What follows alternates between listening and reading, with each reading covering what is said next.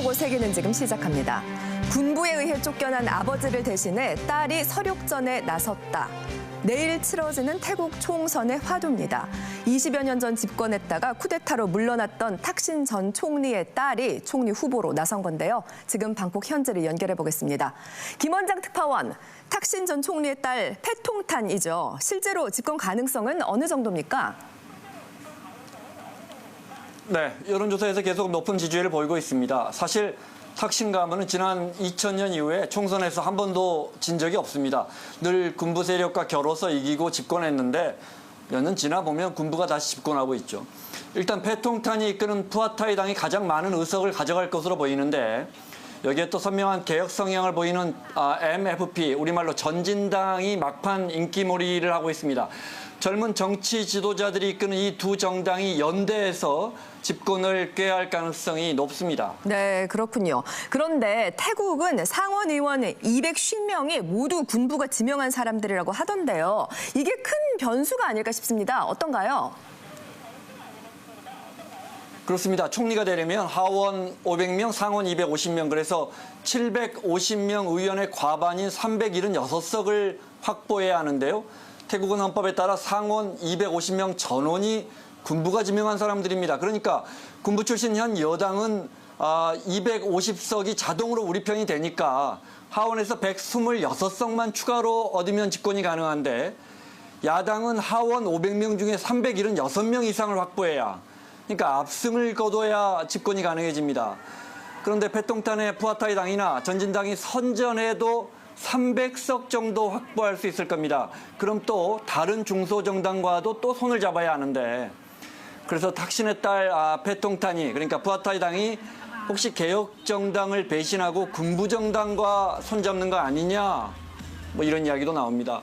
그렇지 않으면 또 집권해도 또 쿠데타 가능성이 있거든요. 한편의 드라마 같은 태국 총선 정리했습니다. 36살의 패통탄 친나왓. 지난 2006년 군부 쿠데타로 실권한 탁신 전 총리의 딸입니다. 만삭의 몸으로 선거운동을 하다 지난 1일 아들을 낳았습니다. 줄곧 여론조사 1위를 달려온 푸아타이 당은 군부 정치를 반대하고 서민과 농민들을 위한 복지 강화를 내세우고 있습니다. 집권하면 국민 1인당 디지털 화폐 1만 바트, 우리 돈 40만 원 정도를 지급하는 공약도 내놨습니다. The country needs a lot of change because it's been suffering for 8 years. When I imagine my kids are growing up in this country, I see no future. 푸아타이 당보다 더 선명한 개혁 노선의 전진당도 인기몰이를 이어가고 있습니다. 특히 전진당의 피터 대표는 최근 여론조사에서 35%의 지지율을 보이며 29%의 지지율을 보인 패통탄 후보까지 제쳤습니다. 전진당은 지난 총선에서도 이변을 일으키며 제3당으로 떠올랐지만 태국 헌법재판소가 정당을 해산시키면서 4년을 또 기다려야 했습니다. กว่า300 นโยบายที่พรรคก้าวไกลทำไว้มีเงินจ่ายทำได้จริงแน่นอนและรัฐสวัสดิการต้องเกิดขึ้นในประเทศไทย 전진당 후보들은 태국에서 가장 예민한 주제인 군주제 개혁 이슈도 피해가지 않습니다. 수십만 명의 SNS 팔로워를 보유한 28살의 시리록 후보. เรายืนยันที่จะแก้ไขในมาตรา112เพื่อไม่ให้รัฐเนี่ยใช้เอามาเป็นเครื่องมือทางการเมืองเพื่อริดรอนสิทธิเสรีภาพหรือว่ารังแกคนที่เห็นต่างได้อีก 이에 맞서는 현 프라윕 총리, 육군 참모총장으로 있던 지난 2014년 쿠데타로 집권한 뒤 2017년 상원 의원 250명을 군부가 지명하도록 헌법을 개정했습니다. 그리고 2019년 재선에 성공했습니다.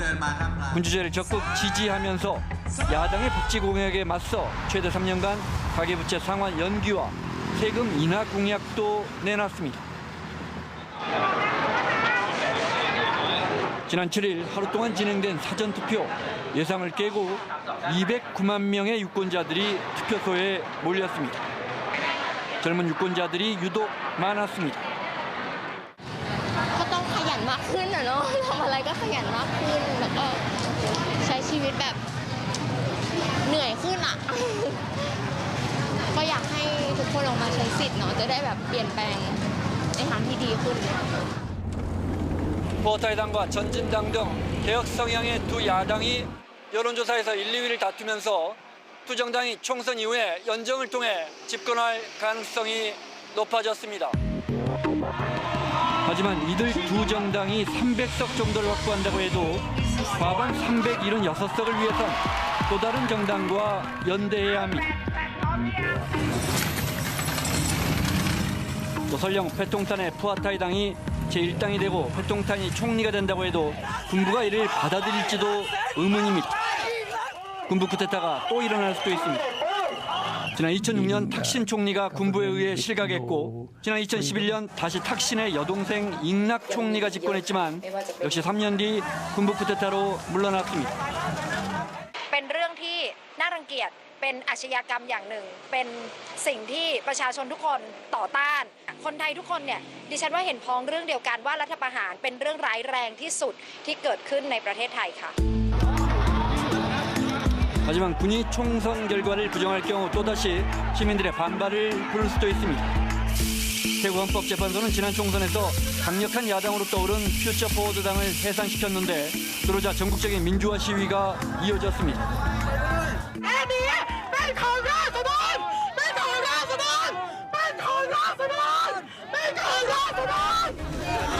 (15년째) 두바이에 망명 중인 탁신 전 총리는 오는 7월 태국에 돌아오겠다고 선언했습니다. 딸의 승리를 확신하는 승부수입니다.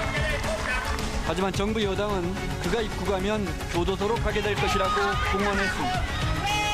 어느 쪽 주장이 맞을지는 내일 태국 국민들의 손에 달려 있습니다. 한국에서 김원장입니다.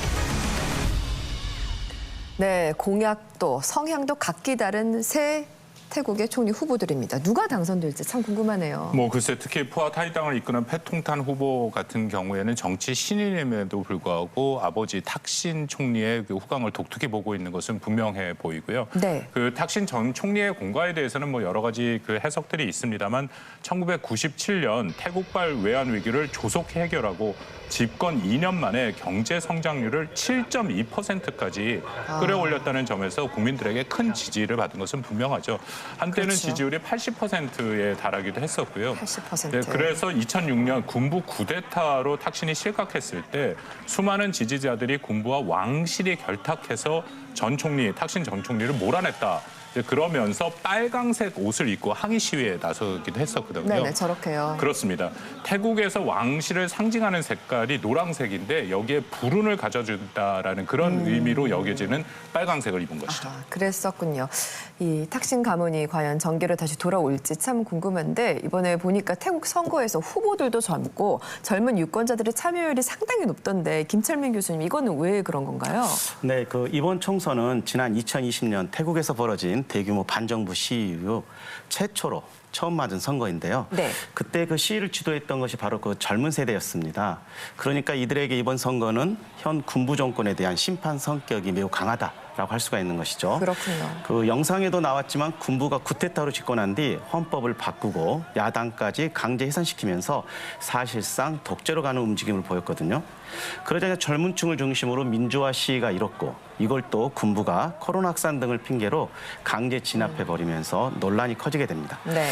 사실상 이번 총선은 그때의 연장선상에 있다. 그렇게 볼 수가 있겠습니다. 네, 설명을 듣고 보니까 내일 있을 선거가 정말 중요한 선거겠습니다. 네, 왕실 개혁도 이번 총선에서 아주 중요한 이슈 중에 하나인데요. 이 태국 국악은 살아있는 부처로 추앙받고 또 신성시되기 때문에 만일에 왕실에 대해서 좀 부정적인 얘기를 했다. 그랬다가는 잘못하면 최고 15년까지 징역형을 받을 수 있는 왕실 모독죄가 있습니다. 네. 이번에는 이 법도 개정하는 문제가 현재 자꾸 떠오르고 있는데 왜냐하면 현 국왕인 마하 와치랑롱꼰 이 국민들의 원성이 아주 자자한 상황이거든요. 네. 대표적인 예로 코로나19 확산으로 국민들이 고통을 받던 시기에 이 국왕이 20여 명의 여성 수행원들을 데리고 독일로 피신을 한 겁니다. 그래서 이 4성급 호텔을 통째로 빌려서 호화 생활을 했던 게 알려지면서 엄청난 공분을 사기도 했었죠. 네, 기억이 나네요. 영상을 보니 다시 한번 생각납니다. 참 이번 총선에서는 어떤 결과가 나올지 지켜봐야겠습니다.